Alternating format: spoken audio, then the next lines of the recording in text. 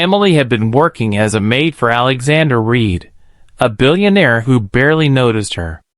She had taken the job out of desperation after her father fell ill, and the hospital bills piled up. Every morning, she cleaned his mansion, cooked his meals, and ensured everything was perfect. Yet, he never spoke to her beyond giving orders. To him, she was invisible. But Emily didn't mind. She was grateful for the job and focused on saving money to support her father. One evening, Alexander's assistant, Mr. Holloway, rushed into the kitchen looking frantic. "Alexander needs a last-minute date for tonight's business dinner," he said, scanning the room. His eyes landed on Emily, and before she could refuse, he added, "Just for show. You don't need to do anything." Emily hesitated. She wasn't used to wearing fancy dresses or attending lavish parties, but refusing her employer was not an option. An hour later, Emily stepped out of her small maid's quarters wearing a black evening gown that Mr. Holloway had picked for her. She barely recognized herself. Alexander, waiting impatiently by the door, glanced up and frowned. "Let's go," he said coldly, without a single compliment. As they got into his sleek black car, Emily felt out of place, her heart pounding with nerves. The restaurant was the most luxurious place she had ever seen. Crystal chandeliers sparkled above, and elegantly dressed men and women whispered behind glasses of wine. As Alexander led her inside, she felt their eyes on her, silently judging. She kept her head down, focusing on breathing. Alexander didn't introduce her to anyone. He barely acknowledged her presence, too busy talking to investors, shaking hands, and maintaining his cold, professional image.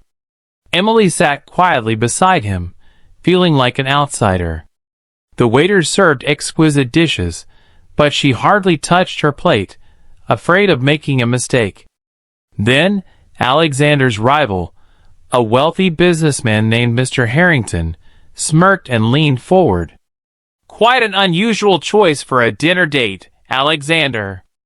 Where did you find her?" The insult was clear, and a few people chuckled. Emily's stomach twisted, but Alexander said nothing. He simply sipped his drink, ignoring the remark. Emily clenched her fists, humiliation burning in her chest. She had done nothing wrong, yet she was being mocked. She took a deep breath, then lifted her gaze. She had spent years keeping her head down, swallowing insults, and enduring unfair treatment. But tonight, something inside her snapped. If Alexander wouldn't defend her, she would defend herself. She turned to Mr. Harrington and, in a calm but firm voice, said, "Where I come from, people are judged by their actions, not by their wealth. Maybe that's why I find it strange that a man like you, with all your riches, still needs to put others down to feel important." The table fell silent. A few guests gasped. Mr. Harrington's face turned red, and Alexander's eyes, for the first time, flickered with something other than indifference. He looked at Emily as if seeing her for the first time. Emily's heart pounded, but she refused to back down. Then, something unexpected happened. One of the older investors chuckled and nodded. "She's right," he said. "A person's character matters more than their money." A few others murmured in agreement. Mr. Harrington looked furious, but said nothing more. Emily felt a surge of pride. She had spoken up, and for once, she had been heard. Alexander had always seen Emily as just a maid. He had never once asked about her life, her struggles, or her thoughts. But tonight, she had done something even he hadn't expected. She had defended herself. And in doing so, she had also defended him. As the dinner continued, Alexander found himself watching Emily closely. She was different from the women he usually met, women who only cared about status and wealth. She wasn't trying to impress anyone. She was simply being herself. And that, for some reason, fascinated him. On the drive home, Alexander finally broke the silence. "Where did you learn to speak like that?" he asked. Emily shrugged. "Life teaches you to stand up for yourself when no one else will."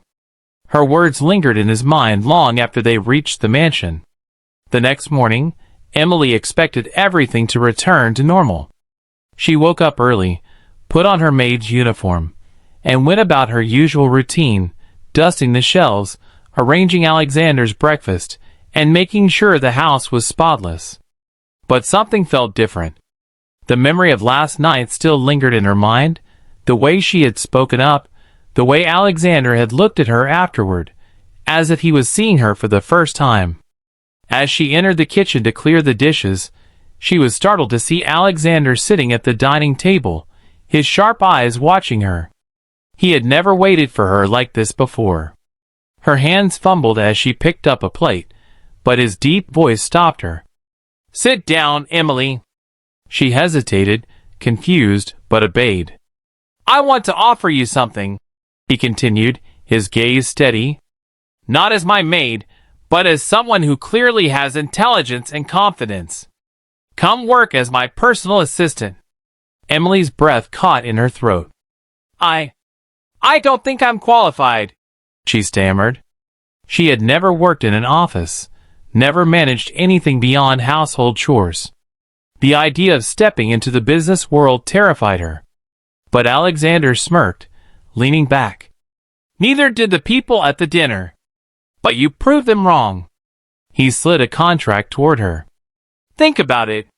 For the first time in years, Emily felt something she had lost, hope. Maybe this was her chance to change her life. But could she really do it? The next morning, Emily stood in front of Alexander's towering office building, clutching the contract in her hands. She had barely slept, debating whether to accept the job. Doubts filled her mind. Would she be able to keep up? Would the others look down on her? But then she remembered the way Alexander had believed in her, the way he had challenged her to prove herself. Taking a deep breath, she walked inside. The receptionist raised an eyebrow at her plain clothes, but Emily ignored it. She was here to work, not to impress. When she entered Alexander's office, he barely glanced up from his laptop. "You're late," he said, though there was a hint of amusement in his voice. Emily straightened her shoulders. "Then I'll work twice as hard to make up for it." Alexander smirked. "Good answer." Her first day was overwhelming. Business terms she didn't understand, schedules to organize, phone calls to make. She made mistakes, forgot appointments, mixed up files. But Alexander was patient, guiding her without the usual coldness he showed others. He pushed her hard, but for the first time, Emily felt like she was more than just a maid. She was learning, growing, and proving that she belonged here. Weeks passed, and Emily threw herself into her new role. She stayed late, studied financial reports, and learned from Alexander's every move. But not everyone was supportive.